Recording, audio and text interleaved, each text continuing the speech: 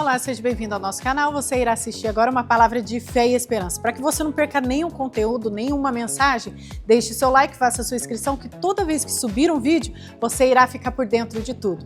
Que você não possa perder nenhuma palavra de edificação, restauração para a tua vida. Deus te abençoe e até mais. Não posso negar o que vi. A minha escolha é crer como cinzas ao vento. Minhas dúvidas se vão e eu abandonarei os fardos que carreguei. Vou prosseguir, não volto atrás. Diga agora e sempre eu cantarei da salvação que em Cristo achei. Perdido estava o caminho, encontrei. Me levantou e transformou. Meus pés na rocha Ele colocou. Graças ao Mestre, meu Salvador. Meu coração curou, meu nome trocou. Liberto fui, o meu eu não sou. Graças ao Mestre, meu Salvador. Grato sou.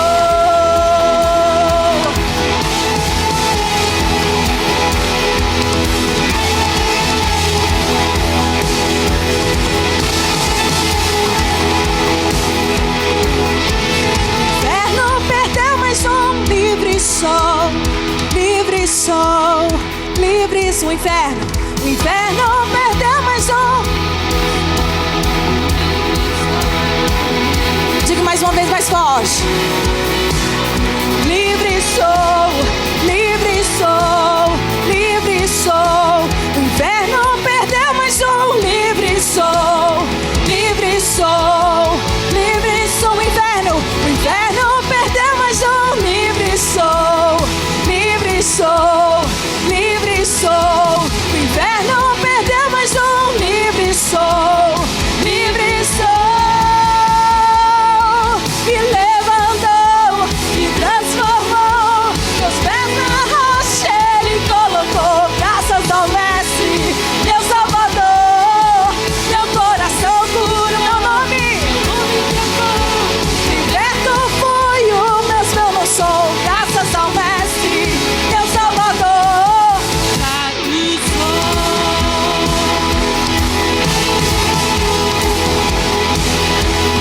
Grato sou. Eu grato sou.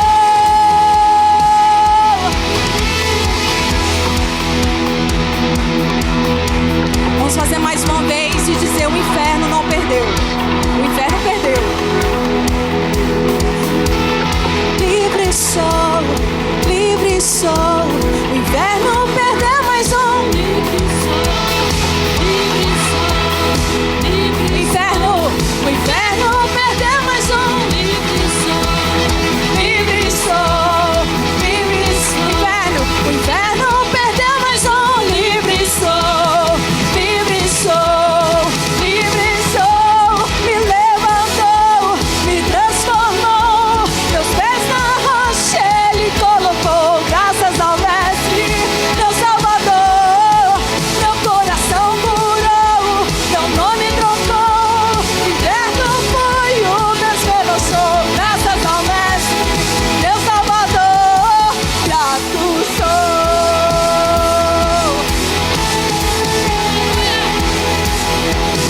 Grato sou.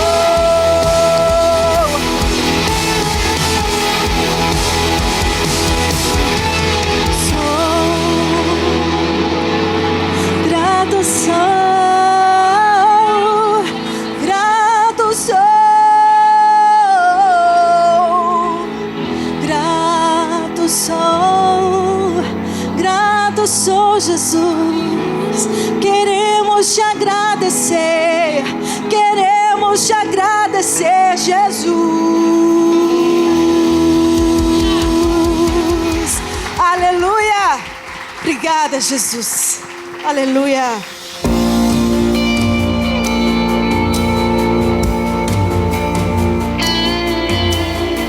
Aleluia. Jesus.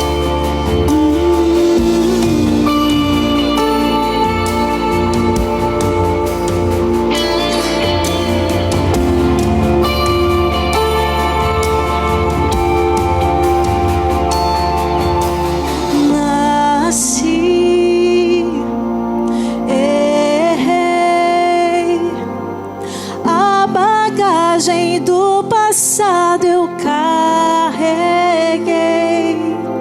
me vi e percebi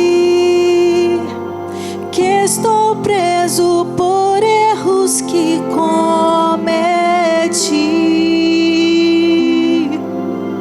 Era eu condenado.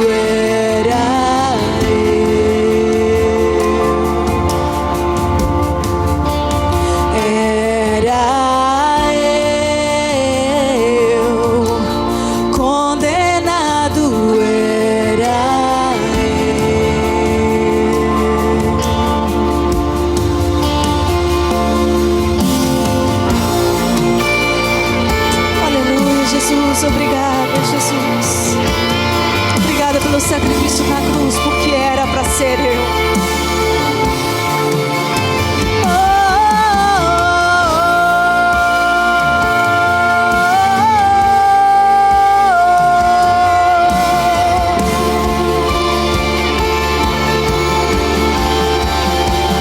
Diga, ele foi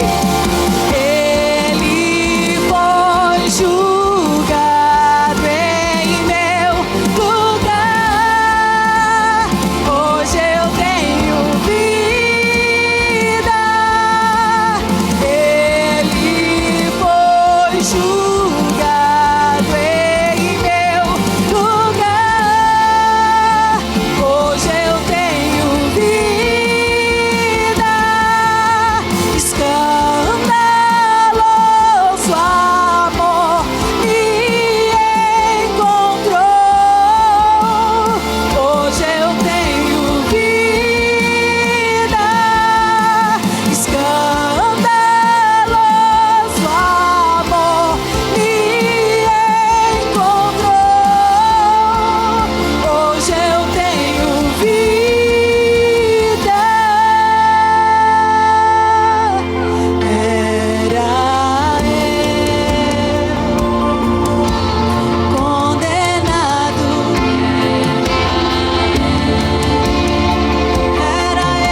Era você.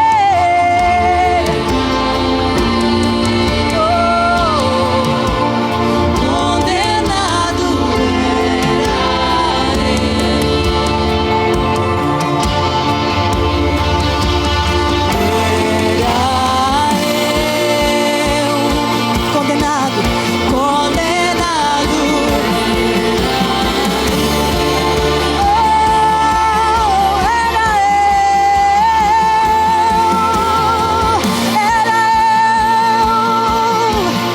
condenado, condenado.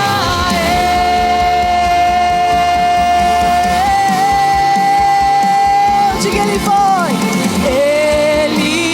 foi julgado em meu lugar. Hoje eu tenho vida. Ele foi julgado em meu lugar. Hoje eu tenho vida. Escandaloso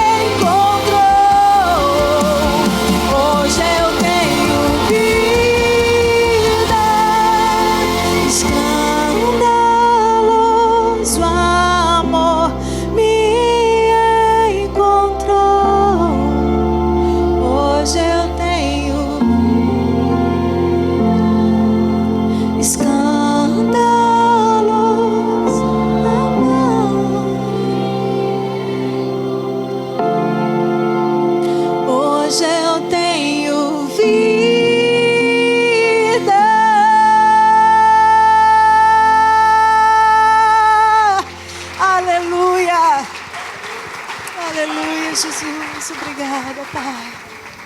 Aleluia. Glória a Deus. Obrigada, Jesus. Tu és digno de toda honra e toda glória, Jesus.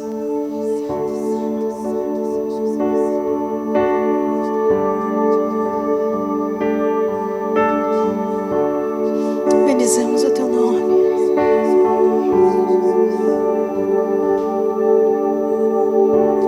Digno é o Cordeiro que foi morto. Santo, santo Ele é. Nossa, esse coral tá lindo. O novo cântico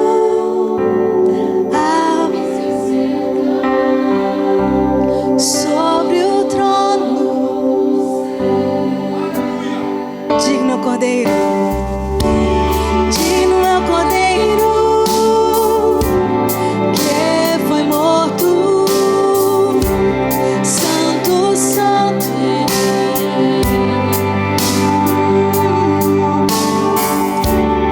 O novo cântico que se senta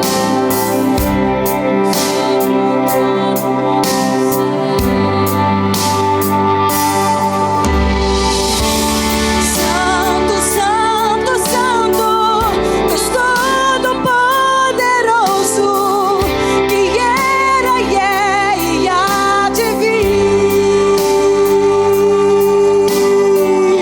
Com a criação eu canto louvores ao Rei dos Reis. És tudo para mim e eu te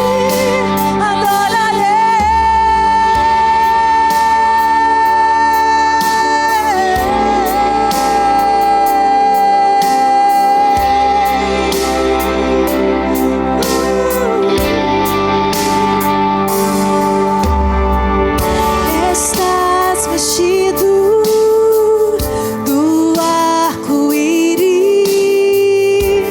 sons de trovão, luzes, relâmpagos.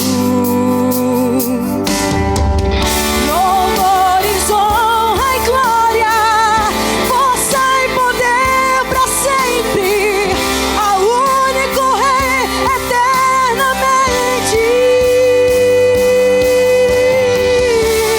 Santo, santo, santo, Deus Todo-Poderoso, que era e é e há de vir. Com a criação eu canto louvores ao Rei dos Reis. És tudo para mim e eu te adorarei.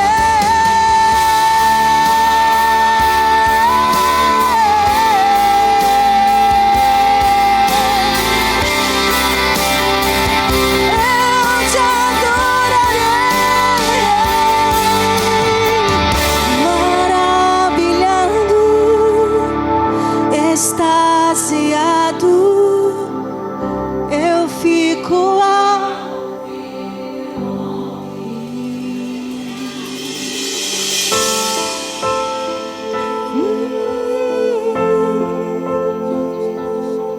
Tu és santo, Jesus. Tu és santo, Jesus.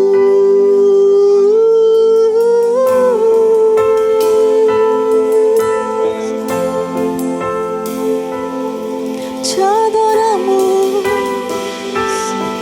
bendizemos teu nome.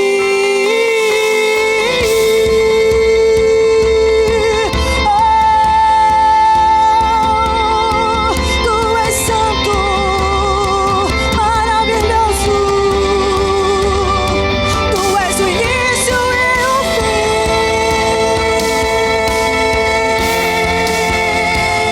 Só tu és santo, santo, santo, santo.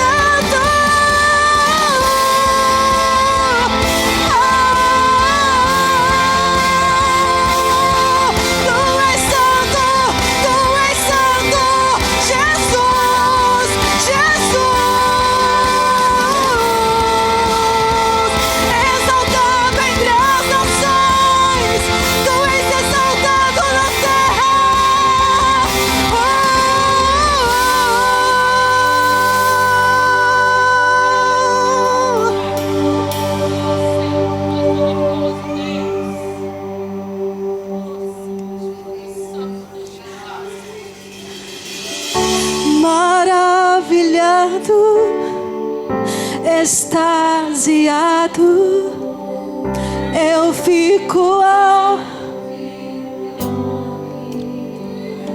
Diga Jesus.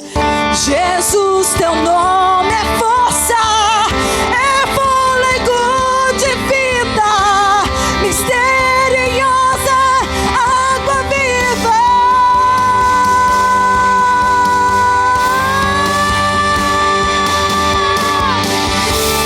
Santo, Santo, Santo, Deus Todo-Poderoso,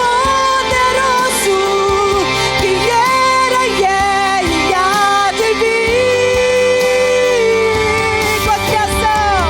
Com a criação, louvores ao Rei dos Reis. És tudo para mim e eu te adorarei. Santo, Deus Todo-Poderoso, que era e é e há de vir. Com a criação eu canto louvores ao Rei dos Reis. És tudo para mim e eu te adorarei.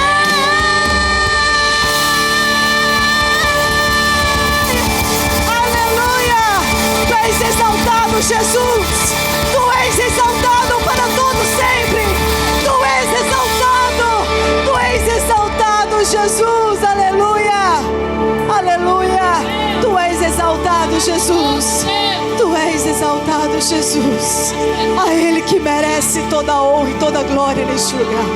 Te adoramos, Senhor. Te adoramos, Senhor Jesus. Te adoramos. Te adoramos. Aleluia. Glória a Deus. Aplauda mais uma vez ao Senhor Jesus. Aleluia. Aleluia. A igreja pode se sentar?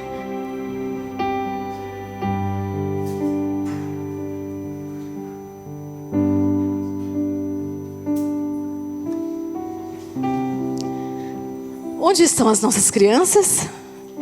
Ainda. Cadê as crianças? Eva. E aí, Júlio? Vem, Elisa. Vem. Vem, vem. Tem mais alguém por aí? Hã? Vem, Elisa. Quem tem um versículo pra gente hoje? Um versículo, uma palavra. Vamos começar aqui de trás? Ora é a fé e acredita a certeza daquilo que esperamos, é a prova das coisas que não vemos. Hebreus 11:1. Para que a fé que vocês têm não se fundamente na sabedoria humana, mas no poder de Deus. 1 Coríntios 2. Salva-nos, Senhor, ouça-nos o Rei quando clamamos. Salmos 29.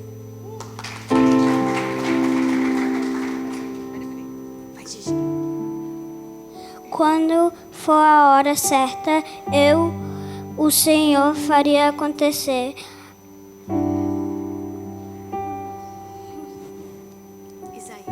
Isaías 60:22. Jesus é fiel. Tenho-vos dito isso para que eu me tenhas paz no mundo. Tereis aflições, mas dente bom ânimo. Eu venci o mundo. João 16.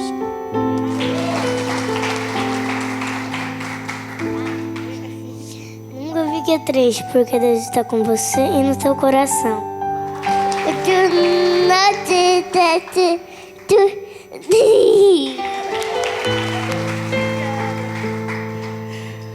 Vamos orar para elas? Um paredão, não pode ficar no paredão, né? Ficar juntinho aqui. Esse mês está sendo um mês muito diferenciado nas crianças. E se vocês estiverem em casa, às vezes quando vocês forem conversar com eles, com as crianças, e eles começarem a falar de experiências com Deus, falar sobre a oração, não se preocupe, é porque Deus está colocando uma chama diferente no coração deles. Na semana passada, a Elô, né, a Elô com a Mayla, que estava lá na sala com eles, e conversando, e Deus direcionou elas para algo diferente, porque não era mais uma lição. E aí eles começaram a falar sobre oração, tirar dúvidas sobre isso, e Deus direcionou tanto que a gente conversou e falamos assim: olha, nesse mês de julho nós vamos focar com eles sobre a oração, sobre propósito, o que Deus quer deles. Daqui a 3, 4 anos, eles serão jovens, serão futuros ministros, futuros cantores, e eles vão pregar o Evangelho. Então nós estamos ensinando essas crianças. Então nesse mês de julho, lá na salinha hoje vai ter uma sala de oração, não é? Com os maiores, os menores também estão aprendendo. E Deus tem algo reservado grande, gigantesco espiritualmente para eles. Então vamos orar, vamos falar com o Senhor para que Deus venha abençoar eles a cada momento, a cada dia. Vamos orar? Senhor Jesus, pedimos para que o Senhor venha abençoar, Pai, a cada criança. Obrigada por eles, obrigada por trazer alegria a essa igreja através deles. Que o Senhor venha abençoar a cada um, que o Senhor venha blindar a mente, que o Senhor venha blindar o coração, que o Senhor venha guardar, Pai, o coração, guardar a mente. Senhor Jesus, que os teus propósitos sobre a vida de cada um deles possam ser aflorados. E o Senhor venha mostrar o teu poder, Pai, através delas. Que haja testemunhos, que haja batismo com teu Espírito Santo. Que algo sobrenatural venha acontecer em cada família de cada uma, através delas. Pai, te pedimos que o Senhor venha guardar de toda mente no mal, todo homem sanguinário. Senhor, guarda e proteja eles, no nome de Jesus. Nesse dia de hoje, Pai, traga uma unção diferente sobre a vida de cada um. Traga algo diferente sobre a vida de cada um, ali onde eles estiverem no momento do culto. Em nome de Jesus nós te pedimos, Pai. Muito obrigada. Amém? Amém. Glória a Deus.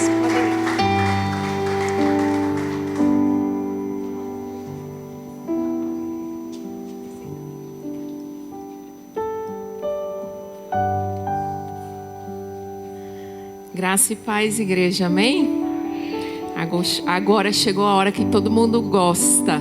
Os dízimos e as ofertas, amém? Glória a Deus, né? Chegou a hora de nós honrarmos ao Senhor. Como nós já cantamos, né? A primeira canção. Para Ele toda honra e toda glória. Só Ele é digno de nosso louvor, da nossa adoração. Se hoje nós estamos aqui, é graças ao Senhor. Como eu sempre digo, se hoje nós abrimos os olhos, foi graças ao Senhor, porque muitos hoje não estão aqui, amém? E hoje nós temos o privilégio de estar na casa do Senhor, né? Louvando, agradecendo, e agora é o momento de nós agradecermos com os dízimos e as ofertas. Eu quero compartilhar o versículo que está lá em Provérbios, muito conhecido, Provérbios 3, o versículo 9 e 10, que diz assim: honra ao Senhor com os teus bens e com as primícias de toda a tua renda, e se encherão fartamente os teus celeiros, transbordarão de vinho os teus lagares. Existe uma grande diferença quando a gente diz honrar e dar. Qualquer pessoa pode dar alguma coisa, mas somente quem reconhece Deus como Senhor honra a Deus. Dízimos e ofertas nunca foram sobre dinheiro, sempre foram sobre quem ocupa o primeiro lugar no nosso coração. Porque aquilo que ocupa o primeiro lugar no nosso coração é o que governa a nossa vida. Deus sempre pediu algo antes de liberar algo. Quando Deus pediu a Noé uma arca, depois veio a salvação. Quando Deus pediu a Abraão e Isaque, depois veio a promessa.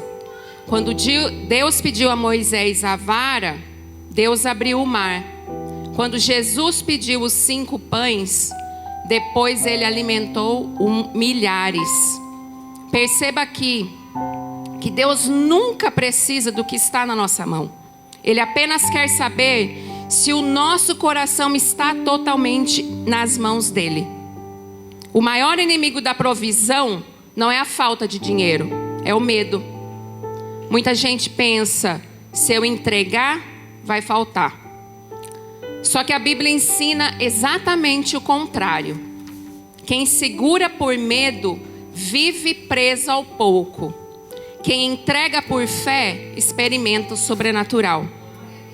A economia do céu funciona diferente da economia da terra. A terra você guarda para não faltar. No reino você honra para que nunca falte. O dízimo não abre apenas as janelas do céu. Ele fecha as portas do devorador. Vou repetir isso aqui, é um ponto muito importante. O dízimo não abre apenas as janelas do céu. Ele fecha a porta para o devorador. Muita gente não entende isso. E isso é um ponto muito importante. Nós, como cristãos, nós sabemos. Tem gente que ganha muito, mas nunca sobra.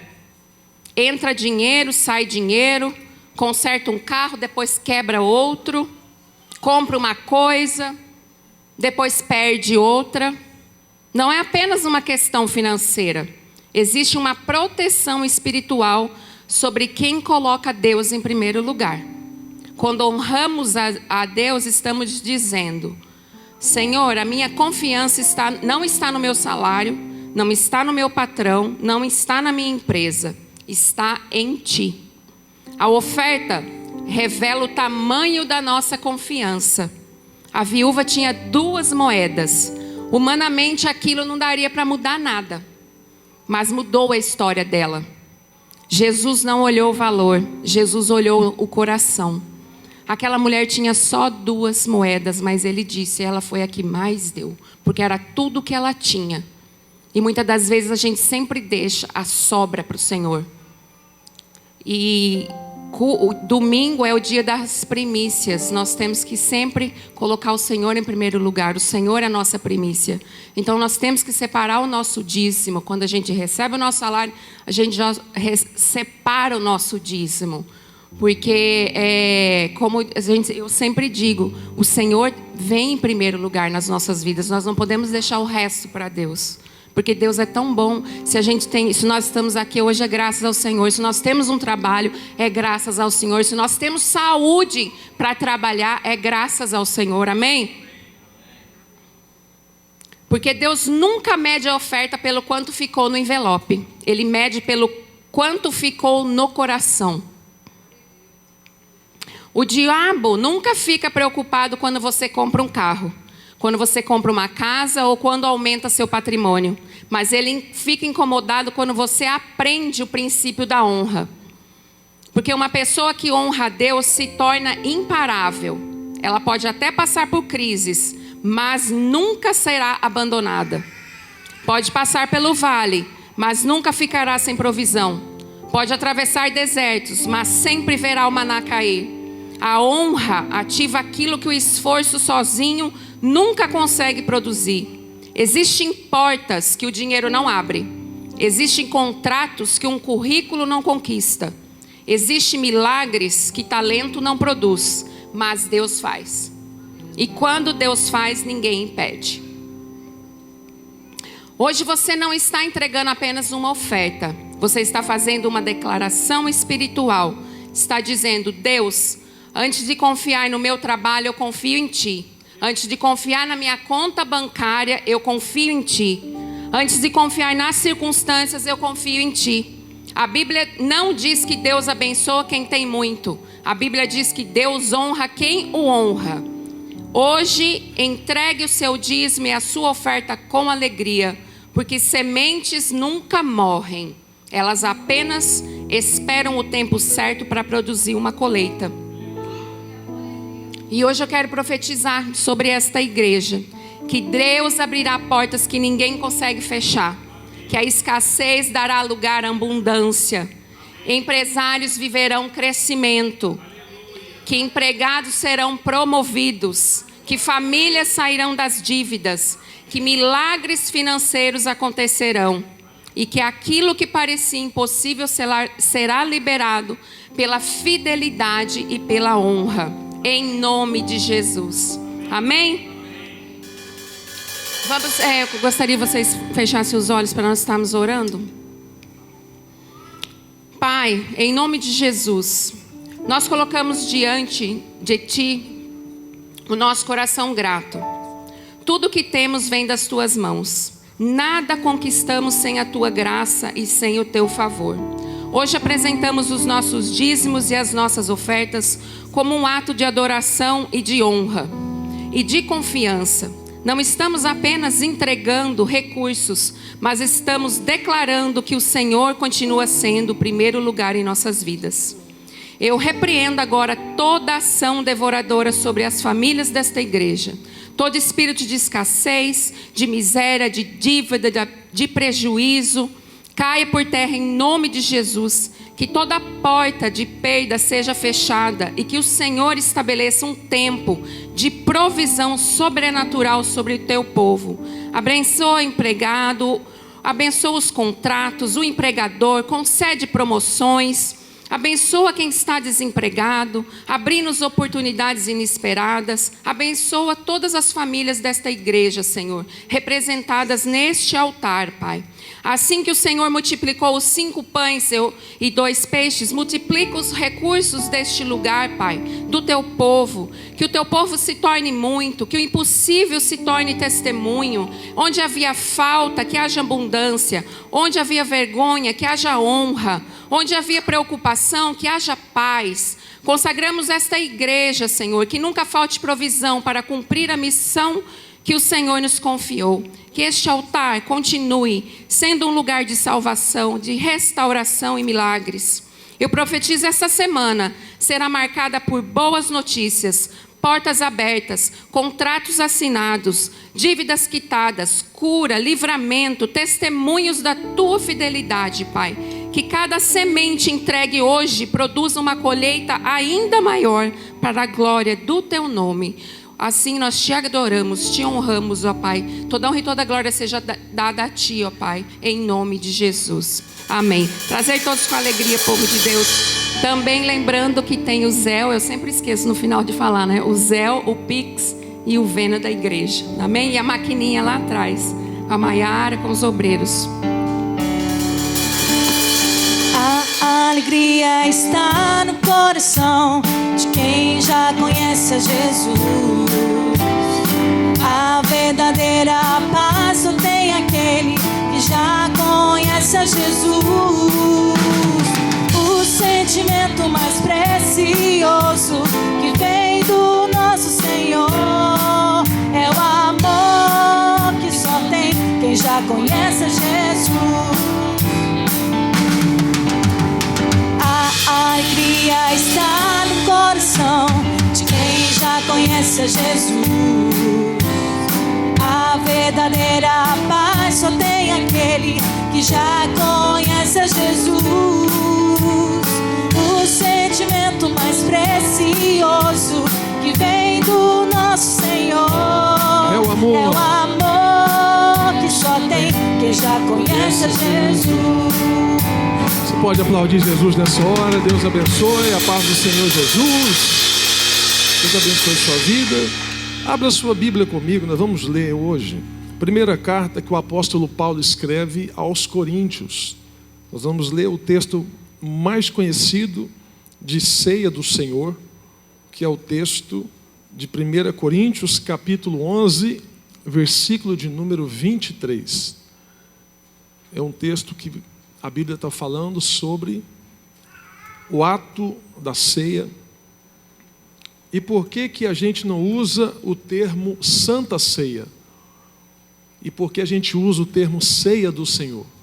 Porque o termo Santa Ceia é um termo que foi criado pela Igreja Católica na época do Santo Sudário.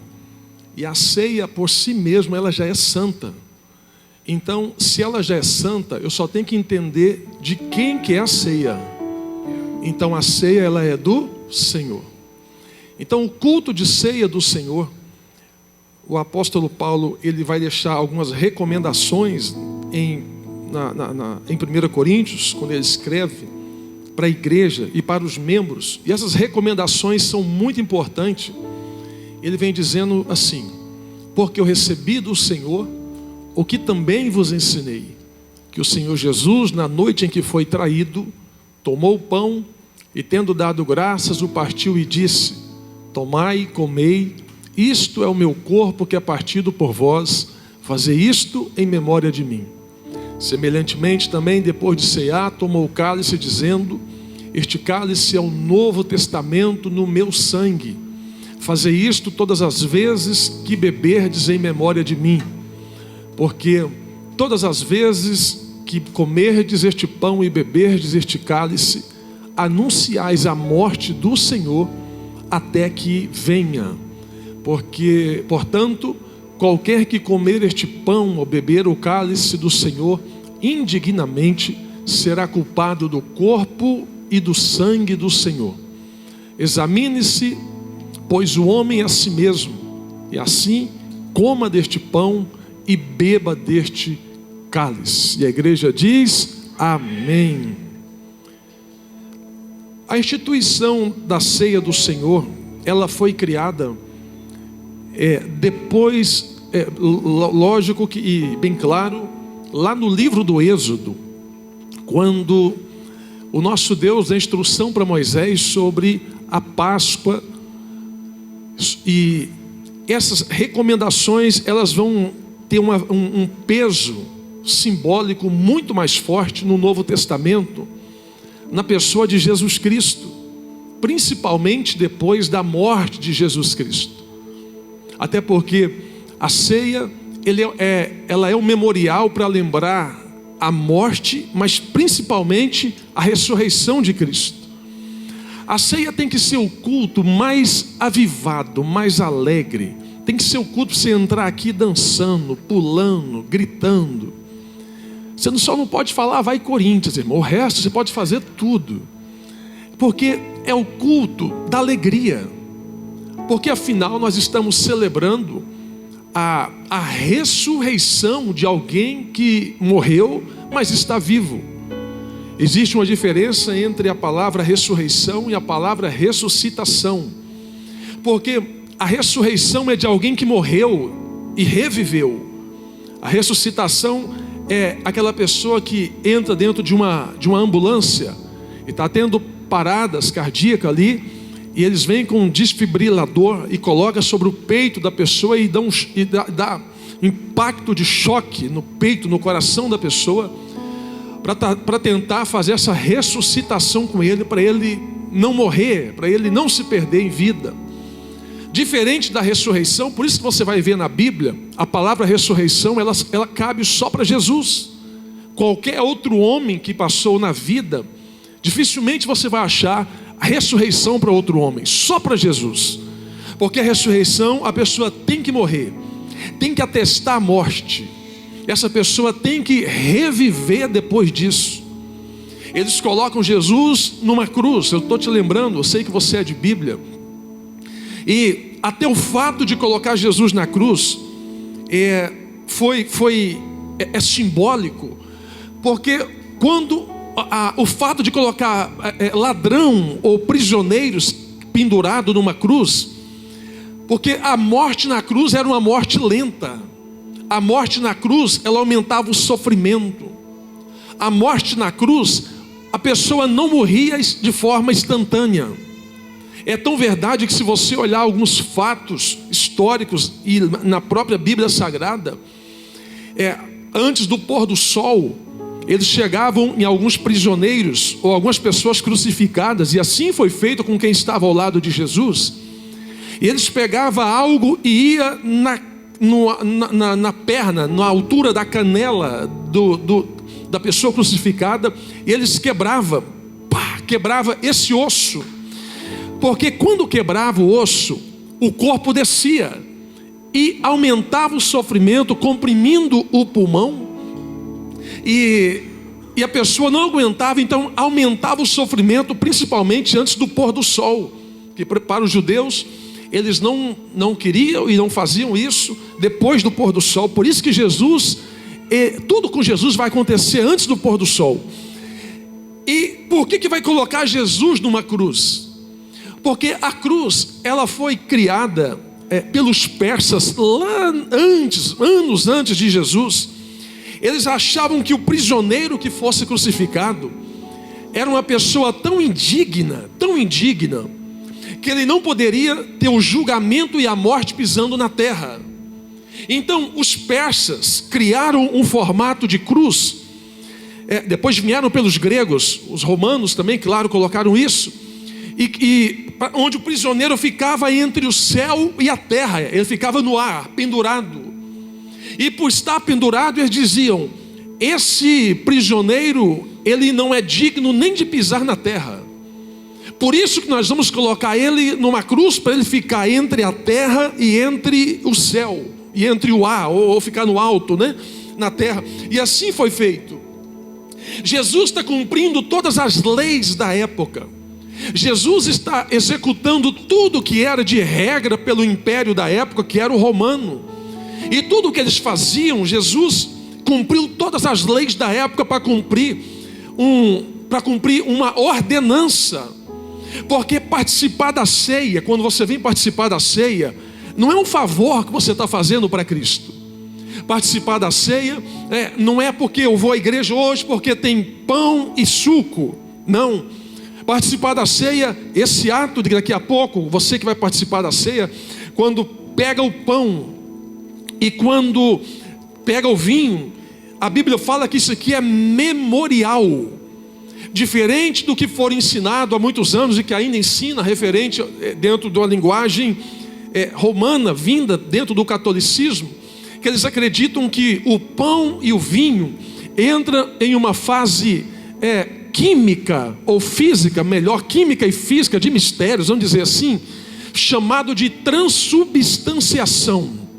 A transubstanciação, a ideia é de que o pedaço do pão se torna em carne e o vinho se torna em sangue. Mas não é isso que Paulo está ensinando para nós. O que Paulo está ensinando para nós é sobre você fazer em memória, participar do corpo de Cristo, mas em memória. Tudo o que acontece na ceia leva para Cristo.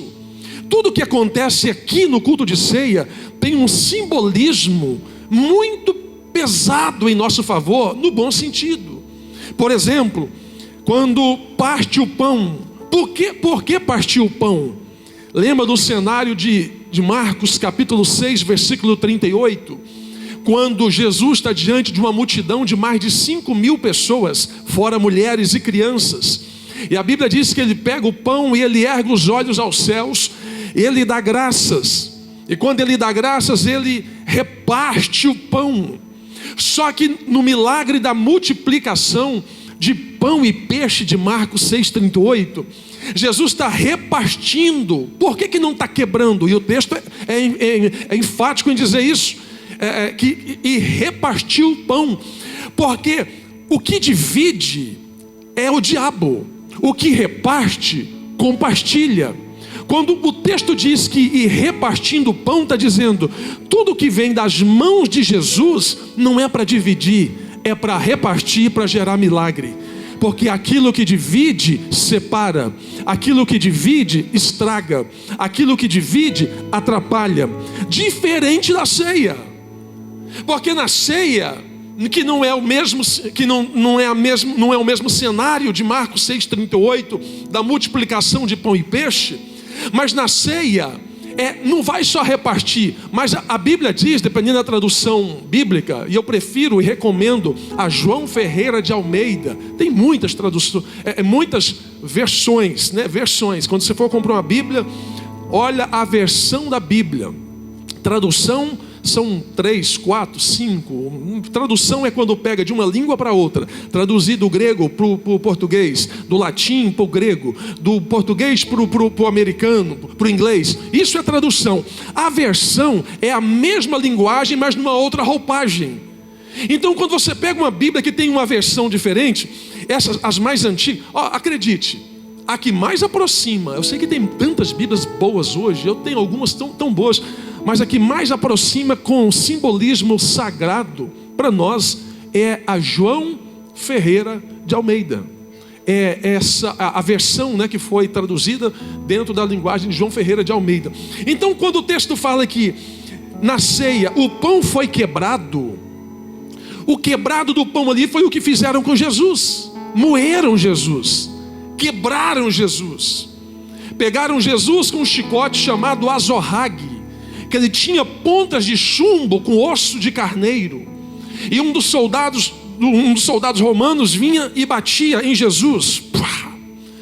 A Bíblia e a história conta que quando o chicote voltava, vinha no chicote pedaços da carne de Jesus. Talvez se você assistiu um filme chamado Paixão de Cristo, aquele filme aproxima muito do sofrimento real de Jesus antes de chegar na cruz do Calvário.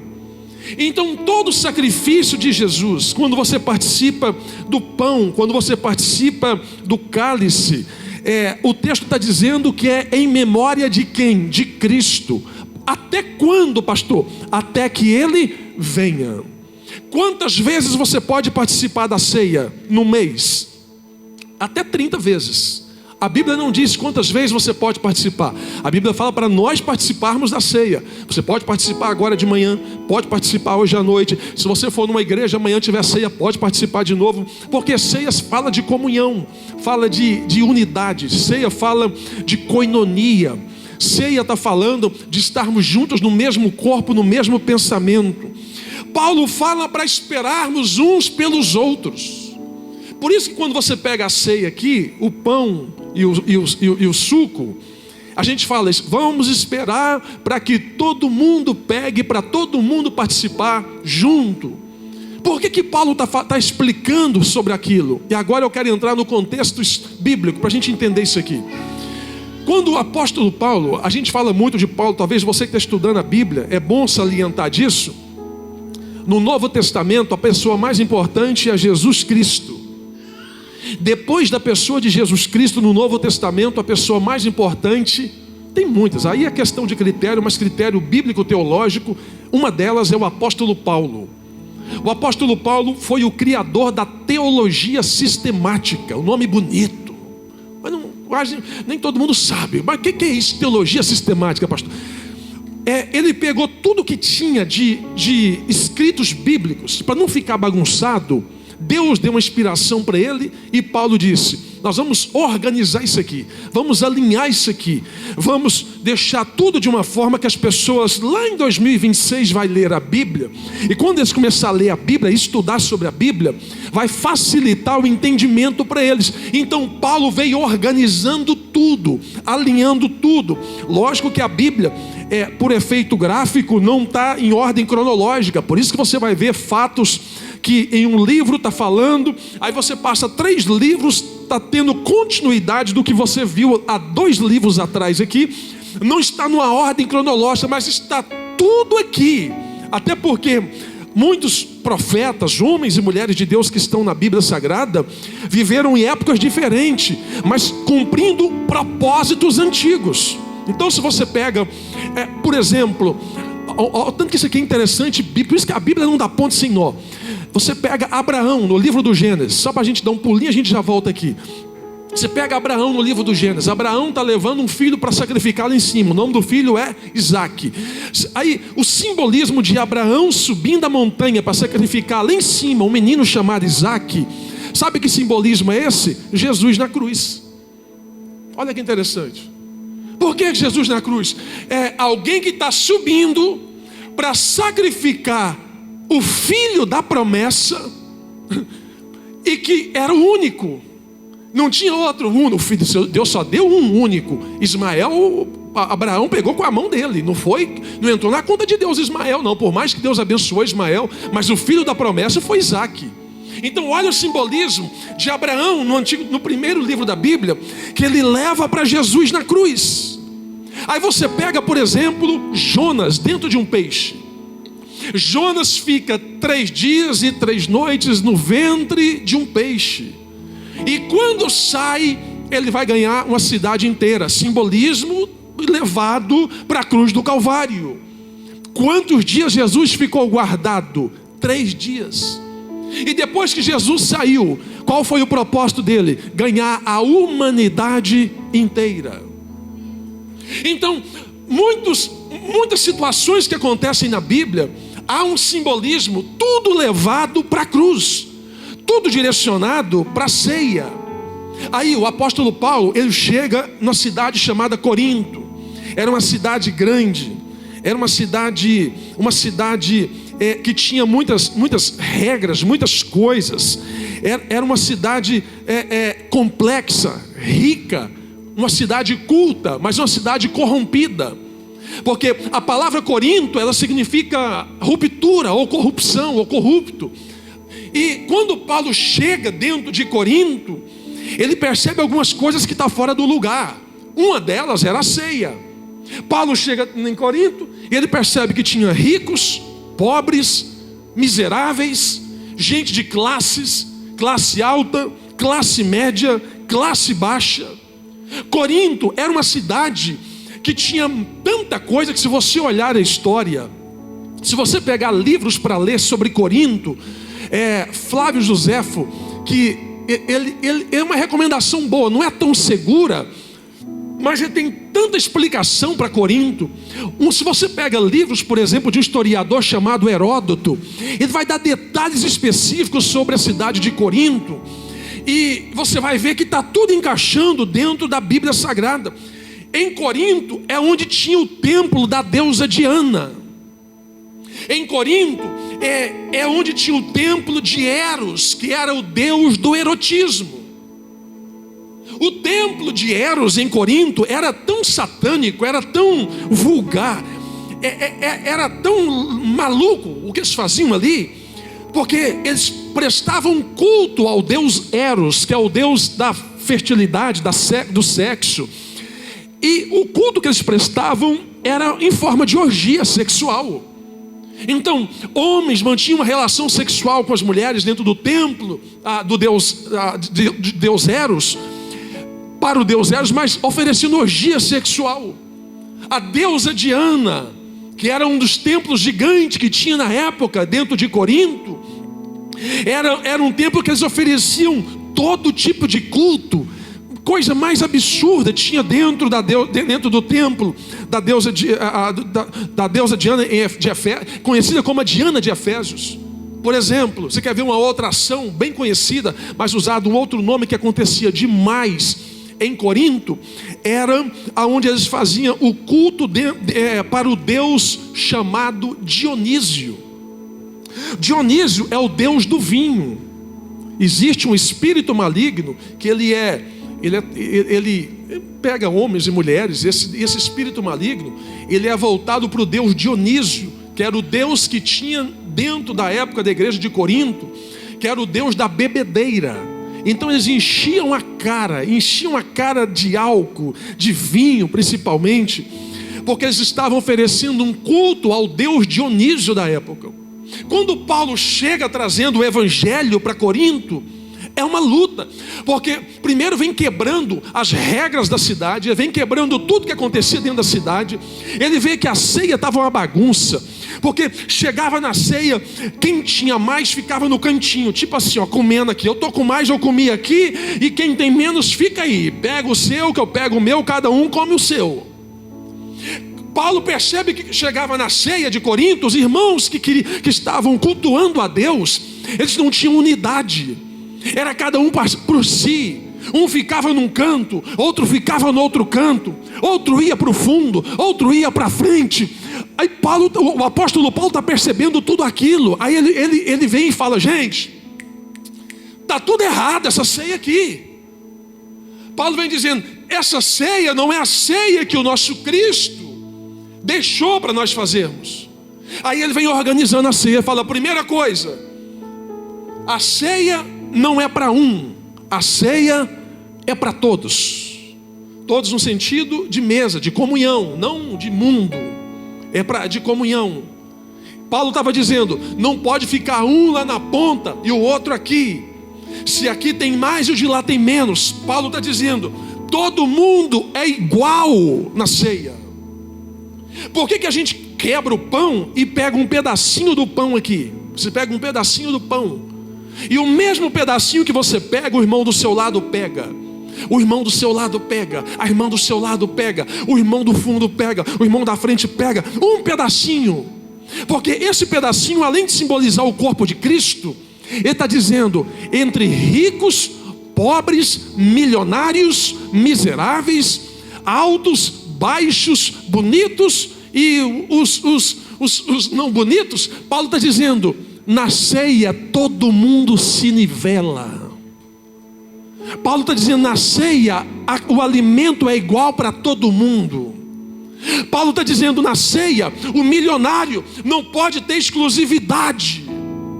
Na ceia, quem é mais abastado ou quem tem mais poder, ele não pode chegar aqui e falar: eu sou o melhor da Shalom, eu preciso do meu espaço. Não, Paulo está dizendo assim: não, na ceia todo mundo é igual quando vai participar do corpo e do sangue de Cristo.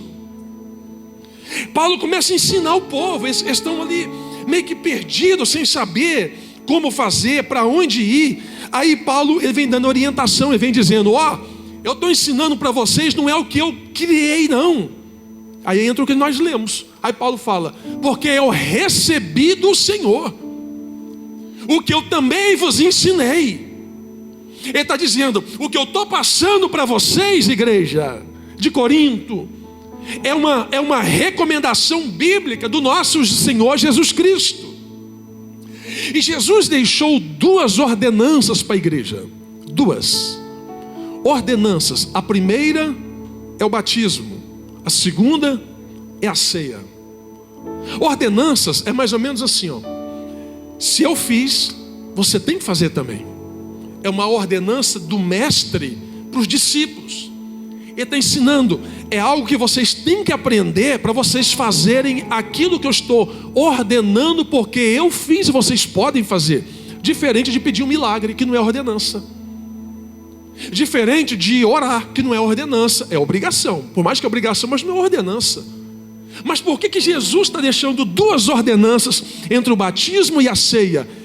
Ele está ensinando para nós: se você fala que tem parte comigo, se você diz que tem comunhão comigo, se você diz que crê no Evangelho de Jesus Cristo, então você precisa crer nas ordenanças do nosso Senhor e Salvador Jesus Cristo. E quais são elas?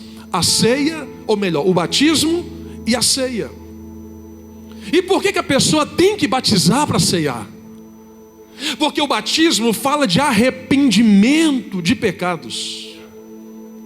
Como é que uma pessoa vai participar do corpo e do sangue de Cristo, se ele, diante de Deus e diante dos homens, não confessou como fé pública que ele reconhece que é pecador e que Jesus Cristo é Senhor da vida dele? Isso aqui já desmistifica toda a ideia que todo mundo pode cear. Aqui já quebra esse argumento.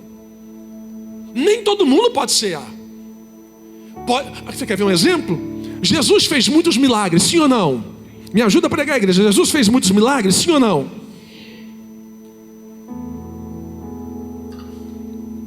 Jesus entrava em Cafarnaum, fazia milagres. Ele saía de Cafarnaum, fazia milagres. Mas na hora de servir a ceia, todo mundo que recebeu milagre sentou na mesa com Jesus? Não.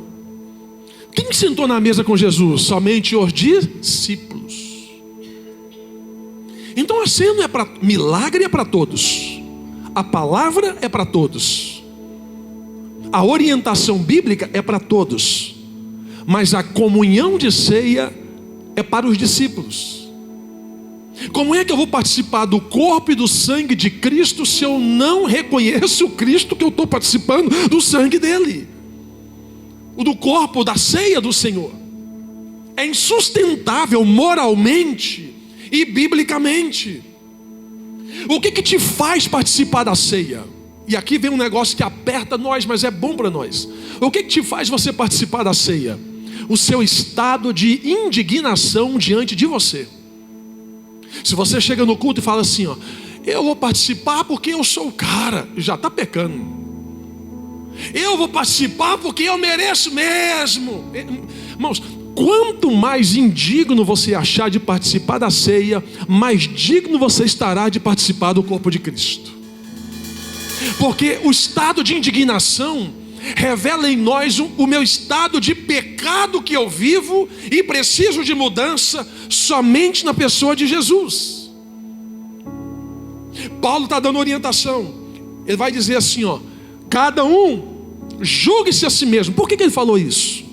Sabe por que ele falou? Porque quando ele chega em Corinto, aí estava a mesa, aí tinha um mais rico comendo muito, tinha um mais pobre comendo pouco, e tinha quem não tinha nada lá no fundo. Aí o apóstolo Paulo chega em Corinto e fala, o que vocês estão fazendo? Uma ceia. E aí Paulo fala assim, ó, chama aquele irmão lá para participar com a gente. Aí o que estava aqui dizia, não, Paulo, ele não pode participar. Você não sabe o que ele fez semana passada. Paulo fala para o outro, e aquela irmã lá pode? Não, ela também não pode não. Porque semana passada ela fez um negócio esquisito. Aí Paulo fala, gente, está tudo errado, ceia não é sobre isso. Aí Paulo chama todo mundo, ei, vem cá. Aí vem, você também, vem cá, o seu ricão, o médio, o pobre, o baixa renda, o alto padrão, baixo padrão. Chama todo mundo. Quando chama todo mundo, Paulo fala assim, gente, é o seguinte, nós vamos participar da ceia. Só que a regra é, cada um julgue-se a si mesmo, e coma do pão e beba do sangue. Mas Paulo, não. Aí Paulo lembra a eles o que Jesus falou quando estava em vida.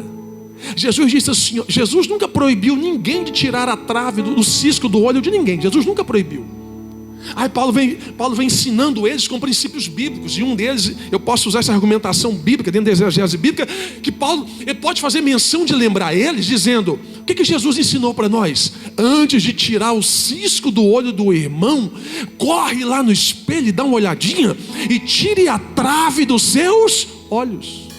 Então, o que Jesus estava dizendo ali é o seguinte, antes de você ver o pecado do irmão, olhe para dentro de você, que deve ter muito mais pecado escondido, só que não foi revelado.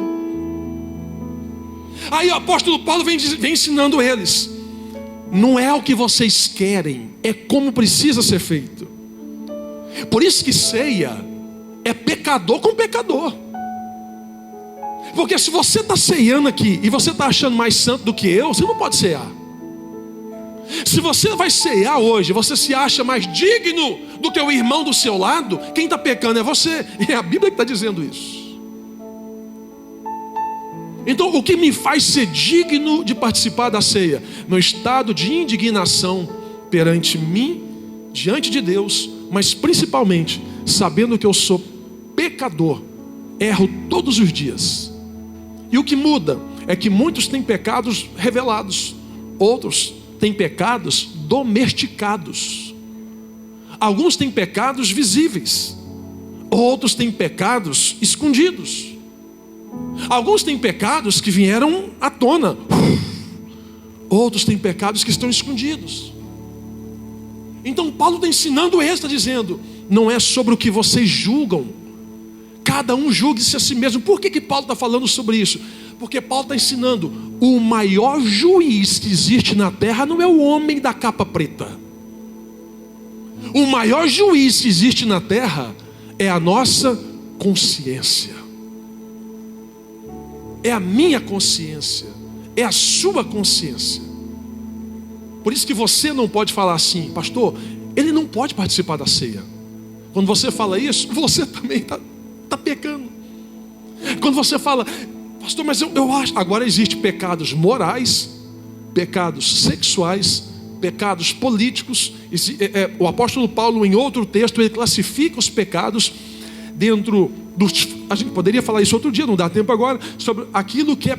Ele fala sobre o fruto da carne. E dentro do fruto da carne, ele vem especificando o que tem peso perante a sociedade. Por exemplo, tem pecadinho e tem pecadão, gente? Não. Quem rouba um clipe e mata uma pessoa, tem diferença de pecado? Não. Tem diferença de consequência. As consequências são diferentes, mas o peso de pecado é o mesmo. Tem diferença de pecado em quem usa a língua felina para machucar alguém e de quem cai em adultério? Não. O pecado é o mesmo, mas a consequência é pior. Porque a consequência de quem cai em adultério é moral. Então, abre uma exposição. Por isso, é isso que a gente tem que entender. Em 1 Coríntios, meu tempo já está acabando, vou tentar resumir aqui. 1 Coríntios 11, 23, quando Paulo vem ensinando sobre isso, ele vem dizendo, você precisa julgar você mesmo. Sabe? Eu tenho que olhar para dentro de mim. Agora, um outro detalhe. Você que é batizado nas águas, tem comunhão com o corpo de Cristo, aí brigou com o seu marido ontem, brigou com a sua mulher essa semana, aí chega na igreja e fala, eu não vou ceiar não, porque eu briguei com minha mulher. Você acha que isso é condição para te tirar da ceia? Nunca. Lembra que antigamente no Brasil, eu lembro mais no Brasil, que as pessoas chegavam na semana da ceia, fazia jejum, fazia oração, preparava para a semana da ceia, porque na semana da ceia está chegando a ceia. É um pensamento bom, mas não era um pensamento seguro. Por que tinha que preparar só na semana da ceia? Errado. A nossa preparação tem que ser de hoje até 30 dias, se Jesus não voltar até lá, até que Ele venha. Se eu preparo só na semana da ceia, eu estou sendo tão hipócrita comigo mesmo em dizer, eu posso pecar 3 semanas, na última eu conserto e vamos embora e já era. Então Paulo está dizendo, você não pode parar, ficar sem ceiar por conta de situações, porque o inimigo, ele quer pegar a sua mente. É a condenação. Ah, pastor, mas eu estou fraco. E você vai ficar forte para cear? Você ceia para ficar forte, você não fica forte para cear. É a ceia que te fortalece, é a ceia que te renova, é a ceia do Senhor que faz você ter mais proximidade da cruz do Calvário. É a ceia do Senhor que te traz mais, que te leva para perto do céu. Se eu tenho esse pensamento que eu sou indigno de cear, que eu briguei com meu marido, com a minha mulher, com os meus filhos, e eu não sou digno de cear, eu estou dizendo que eu sou quase igual a Jesus. E aí a gente quebra o que a Bíblia nos diz, que não tem nenhum que não é pecador na terra. Se alguém aqui na terra está dizendo assim, pastor, eu não sou pecador, acabou de pecar, da mentira. Se alguém falou, pastor, eu sou diferente, cuidado, a gente tem que tomar cuidado com isso. Por que a gente tem que tomar cuidado? Essa semana eu falei sobre isso ainda. A gente tem que ter misericórdia. A misericórdia que você não tem com o irmão do seu lado, você pode precisar dela um dia para o seu filho, para o seu neto. Sabe, quando a gente não tem olhar de misericórdia, a gente está julgando todo mundo com a minha lente. Quando eu falo assim, tem que morrer, tem que sumir, tem que acabar, como homem, como velho homem, a gente quer arrebentar, a gente quer pôr para destruir. Mas a gente não é mais agora, quem age em nós não é o velho homem, quem age em nós é o Espírito de Deus. E se o Espírito de Deus está em nós, a Bíblia diz que nós somos nova criatura. E se nós somos nova criatura, as coisas velhas se passaram, e eis que tudo se fez. Eu sei, meu irmão, que de vez em quando o velho homem, ele estica os braços dentro de mim, de você, querendo acordar. Carlos Maia, vamos resolver esse negócio de outro jeito, sabe? O velho homem de vez em quando ele quer ressuscitar dentro de nós, mas a gente tem que chegar nele e falar, vai dormir e fica quietinho. Porque diante disso, pode correr o risco de você não participar das próximas ceias. E é por isso que tem muita gente doente, ferida nos Estados Unidos, que não participa mais da ceia. E aí entra outra questão. Paulo fala que por isso há muitos feridos, doentes entre nós. Quando ele fala doente, não é quem está numa maca tomando soro, no UTI. Ele está falando uma linguagem espiritual aqui. Quando ele fala doentes entre nós, é sobre pessoas que estão, eu estou dizendo entre nós, não igreja, mas senso comum de gente em tudo. Eles estão entre nós com o corpo, mas já não tem mais a mesma expectativa em Deus, já não tem mais a mesma alegria em Deus, já não tem mais o mesmo entusiasmo em Deus. Eles participam de uma forma teatral, para todos verem que estão em comunhão, e Paulo vem quebrando isso. Um dos maiores embates que o apóstolo Paulo teve, se você ler as cartas dele, de Paulo, você vai ver que em Corinto foi uma faculdade literalmente para ele aprender muita coisa e para nos ensinar muitas coisas. Então o que você precisa fazer num dia como hoje? Primeiro, Deus não te chamou como juiz, Deus te chamou como testemunha. O juiz julga, a testemunha compartilha.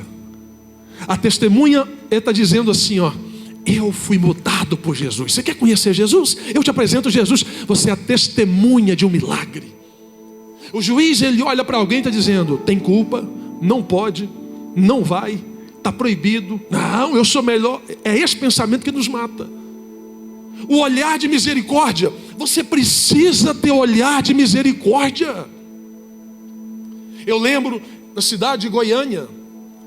Lembra teu bairro, Água Branca, setor Água Branca, lá em Goiânia. E tinha um irmão que ele queria ser juiz de causas. Eu era evangelista na época do nosso campo da Assembleia de Deus. E eu acho que Deus até permitiu ver aquilo. E tinha um irmão na igreja, que ele ia para a igreja de bermuda. Você imagina a Assembleia de Deus há 10 anos atrás, mais ou menos 10 anos, de bermuda na igreja. E ele dizia: irmão Carlos Maia, aquilo lá é um absurdo. Como que ele vai para a igreja de bermuda? Não, se eu fosse pastor, nem entrava na minha igreja. E o irmão chegava no banco, era um banco de madeira. Ele ajoelhava, era um jovem, ele ajoelhava no banco, sentava. Tinha dia que ele ia com camisa de futebol, desbotada, feia, umas camisas desbotadas. Aí aquele irmão de novo: olha ali, olha aí, pecado, camisa de futebol dentro da igreja. Não tinha misericórdia. Eu não tinha poder de falar com ele, eu não era pastor da igreja. Mas dentro de mim eu falava: está errado, eu acho que ele não pode fazer isso com esse homem não. Gente, Deus mudou a vida daquele irmão, daquele homem. Se tornou um grande obreiro. É crente até hoje em Goiânia. E aquele irmão, aquele obreiro que ficava perreando ele, a filha daquele obreiro caiu no mundão. Bebida, festa, zoação, bebedeira. Até hoje está no mundo. E aí eu lembro desse obreiro chegar na igreja e pedir oração para a filha dele, para Deus tirar ela do mundo, para Deus resgatar ela do mundo dos pecados, porque ela estava no mundo. Anos depois a ficha caiu com essa palavra que eu estou te falando. A gente precisa ter misericórdia com o irmão do nosso lado. Não é passar pano no pecado. Pecado é pecado, problema é problema. Problema você conversa e resolve. O pecado você ora e se a pessoa arrepender. A Bíblia tem uma senha para o pecado. A Bíblia diz assim, ó: aquele que confessa, olha a chave. Aquele que confessa, primeira ação. Segunda ação, e deixa. Terceira ação, alcançará. Futuro, não é presente. Misericórdia. Por que alcançará? Não vai alcançar paz, não vai alcançar bênção, não vai alcançar graça, não vai alcançar unção. A Bíblia fala que vai alcançar misericórdia. Sabe por quê? Onde Bíblia rapidinho? Lembra de Davi, o maior rei de Israel? Davi não ganhou uma alma para Jesus. Davi não fez um milagre. Não, o ministério de Davi não ganhou uma alma, não fez um milagre Davi. Só que Davi fez um monte de coisa. Davi pecou, caiu com uma mulher chamada Betseba, mandou matar o marido de Betseba, que chamava Urias. Deus perdoou. Sabe por que Davi era um homem segundo o coração de Deus? Porque Davi pecava, mas toda vez quando ele ia apresentar diante de Deus, ele confessava, abriu o coração. Ele não ficava escondendo. Não, Davi não tinha fachada com ele, era aquilo mesmo. Por que é um homem segundo o coração de Deus? Porque tem uma senha nisso. Quando você abre o teu coração diante de Deus, da verdade que você vive, uma coisa de Deus te alcança, chamado misericórdia. E o que é misericórdia? A misericórdia é uma palavra inteira, mas elas são duas palavras do original, elas são oriundas do latim. E elas vêm misericardio. Misericárdio é do latim, que quando se junta no grego koiné, que é o grego mais próximo da Bíblia, traduzindo para o português, significa misericórdia. E misericórdia no alfabeto da língua portuguesa significa colocar um miserável dentro do coração. Lembra quando Bartimeu, ele vai encontrar com Jesus em Marcos capítulo 10, versículo 50? Bartimeu, ele não vê, mas ele ouve. E ele olha para Jesus e está dizendo: filho de Davi. Alguém lembra do que ele vai dizer mais? Você sabe. Davi é rei. Quando a gente terminar, Davi é rei. Ele está no trono, poderoso. Se não me falha a memória, primeiro livro do profeta Samuel, capítulo 11, e primeiro livro do profeta Samuel, capítulo 12. Parece que tem um ano de diferença de um capítulo para o outro. Não tem, ali não. Se você pegar uma Bíblia com rodapé, você vai ver que é ato contínuo. Davi está no rei, ele está no trono, ele é rei. Ele está lá todo poderoso dando ordem. Aí quem chega lá no reinado de Davi? Natã. Quem que era Natã? Profeta de confronto. Natã chega e fala assim: Davi, o rei, saudações. Opa, tudo bom? Aí Natã fala assim: eu venho em paz, mas eu venho com palavra de Deus para a sua vida. Davi, o que você tem para falar? Aí Natã fala assim: você pecou, você errou, você fez coisa errada, Davi. Eu imagino Davi olhando para o lado e falando: esse cara vai queimar meu filme, eu tenho que tirar esse cara daqui, esse cara vai queimar meu filme. Sabe o que Davi fez? Ele não fez isso. A Bíblia fala que Davi cai no chão. E quando Davi cai no chão, Davi começa a escrever um dos salmos mais fortes da Bíblia dele. Ele escreveu 73 salmos. Davi pega um papel, uma linguagem para hoje, claro que não era papel e caneta, até porque era pergaminho na época, era papiros melhor na época.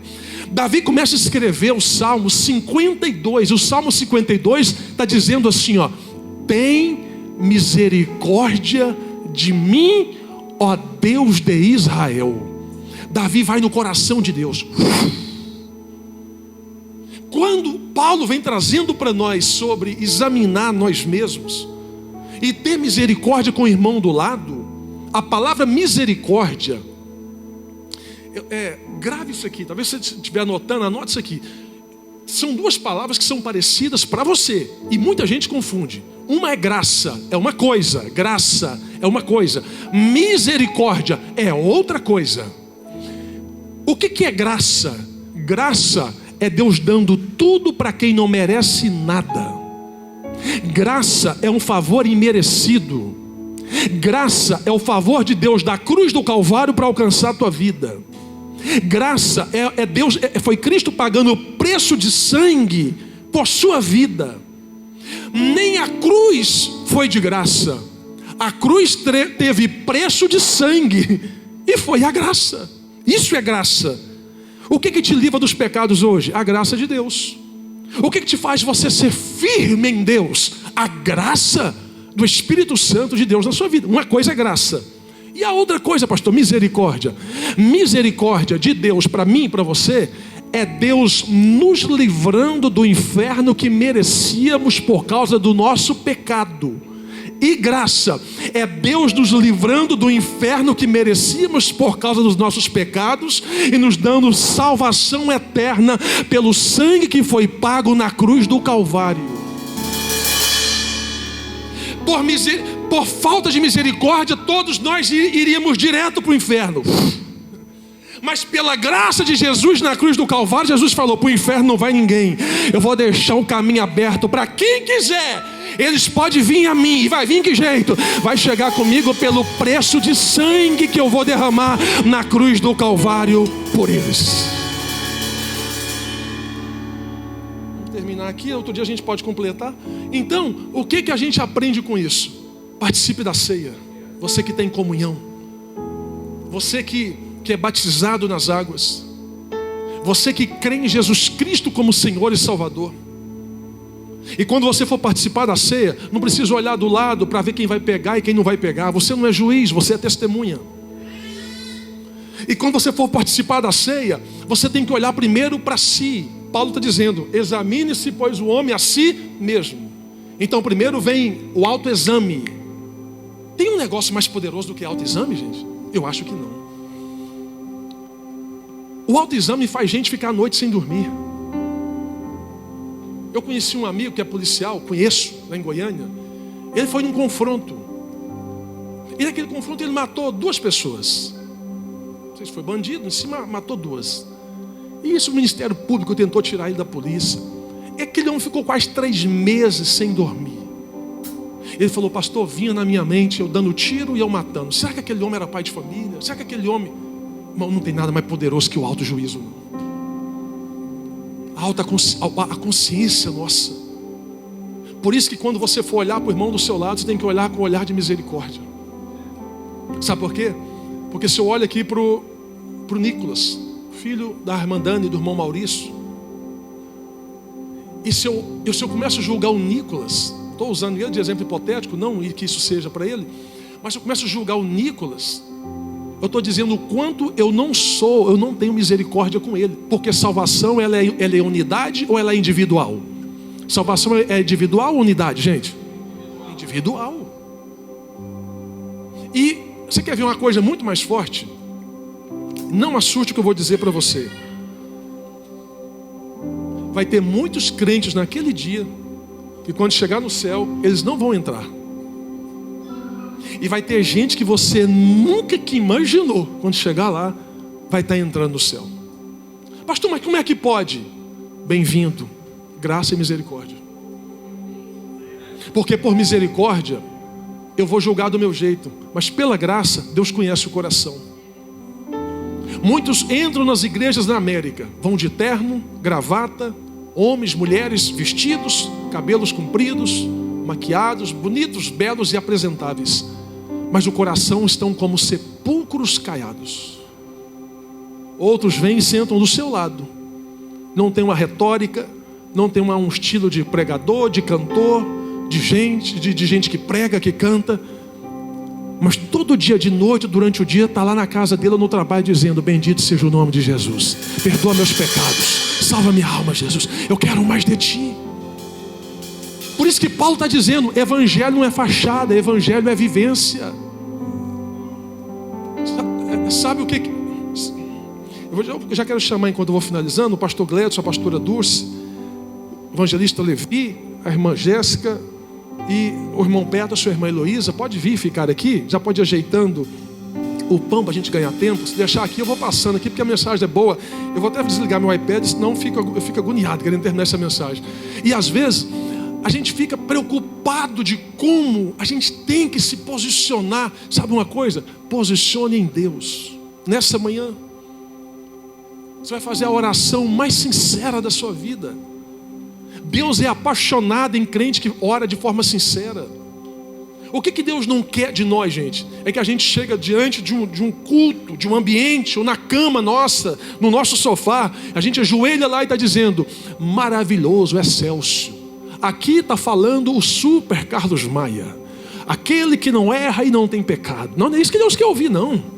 Aqui está falando a irmã que esse dia abençoou. Não é isso. Ore como Jacó. Rasga o teu coração, não é rasgar as vestes. É rasgar a nossa alma e dizer: Senhor, eu preciso de Ti. Eu careço de Ti. Sabe por que tem muita gente doente, que comecei a falar e não terminei? Porque o doente aqui, é aquele que está participando de forma indigna, para provar para alguém que ele está em comunhão, quando na verdade ele não está. Não precisa, irmãos. Você nunca vai me ver aqui cobrando de ninguém, se não participou da ceia. Agora, se for pecado moral, exposto e que está atrapalhando a igreja, eu vou te chamar. Agora, se você não está participando, eu posso perguntar, está tudo bem? Mas eu falar assim, por que você não participou da ceia? O que está pegando na sua casa? Sabe o que acontece? Aí a gente cria na igreja uma cultura de hipocrisia e religiosidade. Aí no próximo mês você continua participando da ceia sem ter curado, sem ter sido curado. Aí a gente forma uma igreja bonita, para todo mundo ver que é bonito. Mas uma igreja que está com o coração arrebentado e destruído por uma verdade que não é vivida. Nós vamos orar pelo pão, pelo suco. E após orar, você vai falar com Deus. Falar, Senhor, me muda para melhor. Essa oração tem que fazer todo dia. Me muda para melhor. Ache em mim algo de valor. Perdoa os meus erros e minhas falhas. Perdoa quando eu fui pesado com o irmão e com a irmã. Sabe por que eu estou falando isso, gente? Com todo respeito e com todo o peso espiritual pisado nesse altar, eu vou falar isso para você pela primeira vez. Igreja não te muda. Pastor não te muda. O papel do pastor é dar proteção, provisão e direção. Não atribua a terceiros o que é responsabilidade tua diante de Cristo. Não espere dos pastores de qualquer igreja que eles têm que mudar você. Você vai ficar, Jesus volta e você fica. O pastor tem que... O que a Bíblia fala sobre conselho? Aconselhar. Aconselhar e falar assim, por aqui não dá, isso aqui é perigoso, não vai por aqui, sai fora disso. Isso é conselho. Agora, impor sobre a pessoa, você tem que fazer isso, aí já não é reino, é autoritarismo. E autoritarismo se torna um conceito religioso, e tudo que é religioso é perigoso. Então o conselho pastoral para mim, para você, para nós, antes de eu pregar essa mensagem, eu estou desde ontem remoendo ela. Mas o meu remoer aqui dentro é comigo mesmo. Eu estou dizendo, Senhor, antes de eu ser canal para alguém, desobstrua as vias dentro do canal, para que eu possa ser bênção nessa terra para a vida de alguém. Antes da palavra chegar em José e em Maria, transforme o coração do Carlos Maia, para que eu não seja um hipócrita da fé. E que essa manhã o Espírito Santo continue falando ao meu e ao teu coração. Stand up, please, church. Fica de pé, por favor. Vamos orar. Glória a Deus.